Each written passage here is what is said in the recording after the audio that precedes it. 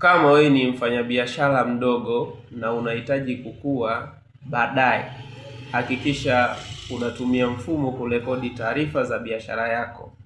Na mfumo salama ambao nimeuona uko vizuri na umetengenezwa kulingana na mazingira na biashara zinazofanyika katika nchi ya Tanzania ni pamoja na UZA-Digit.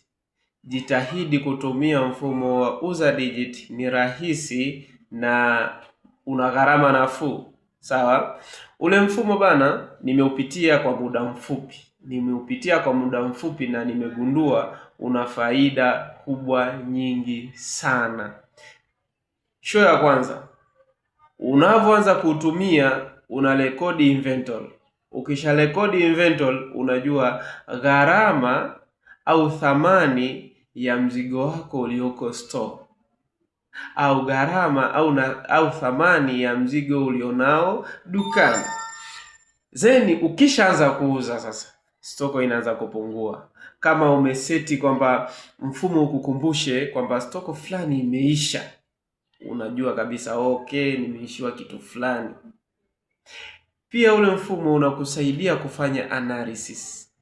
Unakuonesha grafu yako, trend ya grafu yako. Leo umeuza 5,000 unaonesha, kesho 10,000 unaonesha, kesho 20,000 unaonesha. Pia kama mauzo yanapungua pia unaonesha. Mfumo unakusaidia wewe kurekodi taarifa za mteja, kwamba huyu mteja ananunua sana kwangu, huyu mteja ananunua sana kwangu, huyu mteja anafanyaje. Kwa hiyo ule mfumo unaweza kukusaidia wewe kutoa bonus kwa mteja wako.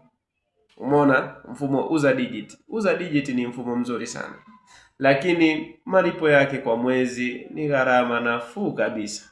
Kama unahitaji kukua, jaribu kutumia mfumo. Hama katika kurekodi taarifa zako kwenye makaratasi, hama kabisa huko kwenye notebook. Njoo kidijitali, biashara yako itakuwa.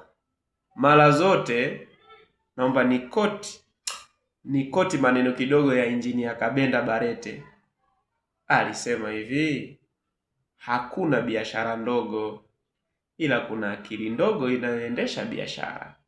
Hakikisha biashara yako hata kama ni ndogo kiasi gani, iendeshe katika biashara kubwa. Sawa Sio kila biashara kubwa ndo zinahitaji kuwa na mfumo peke yake. Hata wewe unauza nyanya, jaribu kuwa na mfumo. Utakuja kugundua kwamba yale makablasha, yale madaftari ya kurekodi ni madhambi.